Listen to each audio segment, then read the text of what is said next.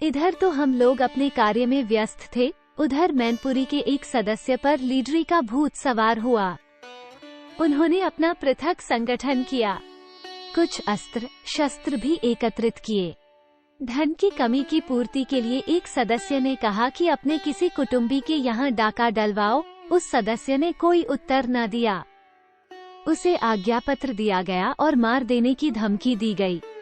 वह पुलिस के पास गया, मामला खुला। मैनपुरी में धरपकड़ शुरू हो गई। हम लोगों को भी समाचार मिला, दिल्ली में कांग्रेस होने वाली थी। विचार किया गया कि अमेरिका को स्वाधीनता कैसे मिली नामक पुस्तक जो यूपी सरकार ने जब्त कर ली थी, कांग्रेस के अवसर पर बेची जावे। कांग्रेस के उत्सव पर मैं शाहजहांपुर की सेवा समिति के साथ अपनी एम्बुलेंस की टोली लेकर गया। एम्बुलेंस वालों को प्रत्येक स्थान पर बिना रोक जाने की आज्ञा थी। कांग्रेस पंडाल के बाहर खुले रूप से नवयुवक ये कर पुस्तक बेच रहे थे, यूपी से जब्त किताब अमेरिका को स्वाधीनता कैसे मिली। खुफिया पुलिस वालों ने कांग्रेस का कैंप घेर लिया।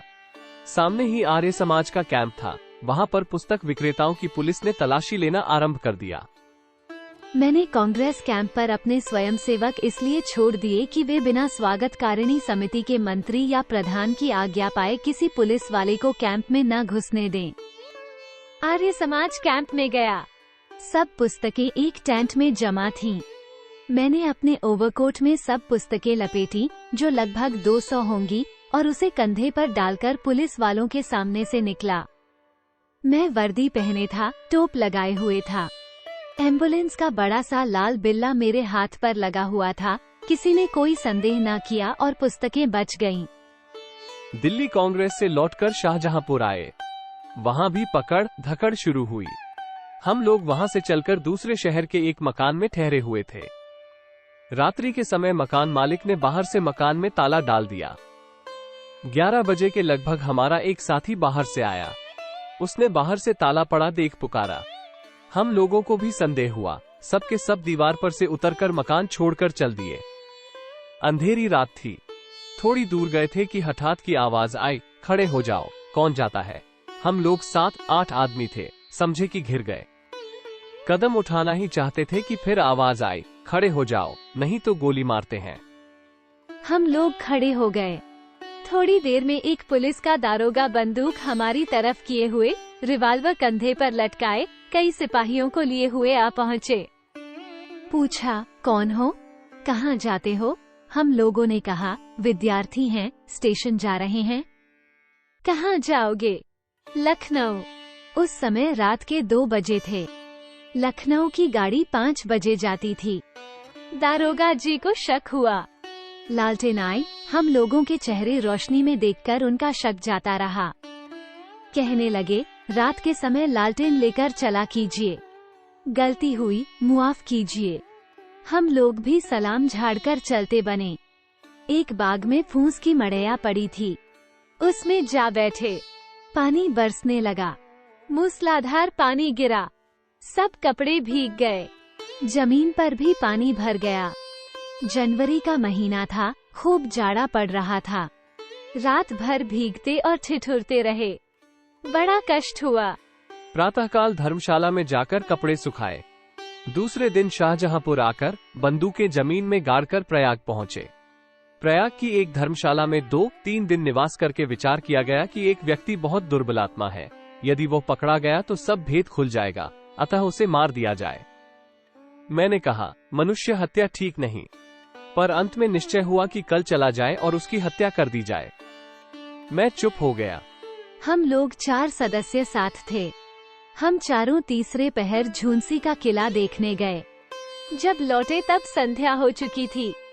उसी समय गंगा पार करके यमुना तट पर गए।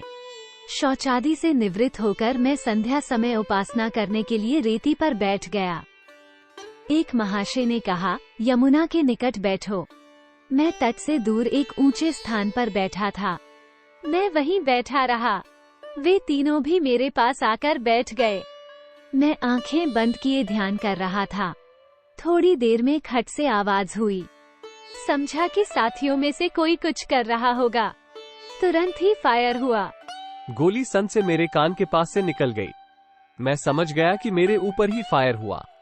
मैं रिवॉल्वर निकालता हुआ आगे को बढ़ा। पीछे फिर देखा, वो महाशय माउजर हाथ में लिए मेरे ऊपर गोली चला रहे हैं। कुछ दिन पहले मुझसे उनका झगड़ा हो चुका था, किंतु बाद में समझौता हो गया था। फिर भी उन्होंने ये कार्य किया। मैं भी सामना करने को प्रस्तुत हुआ। तीसरा फायर करके वो भाग खड़े हुए। उनके साथ प्रयाग में ठहरे हुए 2 सदस्य और भी थे। वे तीनों भाग खड़े हुए। मुझे देर इसलिए हुई कि मेरा रिवॉल्वर चमड़े के खोल में रखा था। यदि आधा मिनट और उनमें से कोई भी खड़ा रह जाता तो मेरी गोली का निशाना बन जाता। जब सब भाग गए तब मैं गोली चलाना व्यर्थ जान वहां से चला आया। मैं बाल बच गया।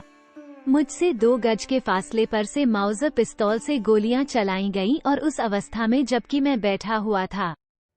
मेरी समझ में नहीं आया कि मैं बच कैसे गया। पहला कारतूस फूटा नहीं। 3 फायर हुए। मैं गदगद होकर परमात्मा का स्मरण करने लगा। आनंदोल्लास में मुझे मूर्छा आ गई। मेरे हाथ से रिवॉल्वर तथा खोल दोनों गिर गए। यदि उस समय कोई निकट होता तो मुझे भली भांति मार सकता था। मेरी यह अवस्था लगभग 1 मिनट तक रही होगी कि मुझे किसी ने कहा, उठ। मैं उठा, रिवॉल्वर उठा लिया। खोल उठाने का स्मरण ही न रहा। 22 जनवरी की घटना है। मैं केवल एक कोट और एक तहमत पहने था। बाल बढ़ रहे थे। नंगे पैर में जूता भी नहीं। ऐसी हालत में कहां जाऊं? अनेक विचार उठ रहे थे। इन्हीं विचारों में निमग्न यमुना तट पर बड़ी देर तक घूमता रहा। ध्यान आया कि धर्मशाला में चलकर ताला तोड़ सामान निकालूं। फिर सोचा कि धर्मशाला जाने से गोली चलेगी, व्यर्थ में खून होगा। अभी ठीक नहीं।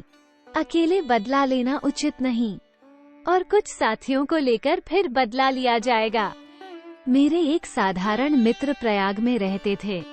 उनके पास जाकर बड़ी मुश्किल से एक चादर ली और रेल से लखनऊ आया।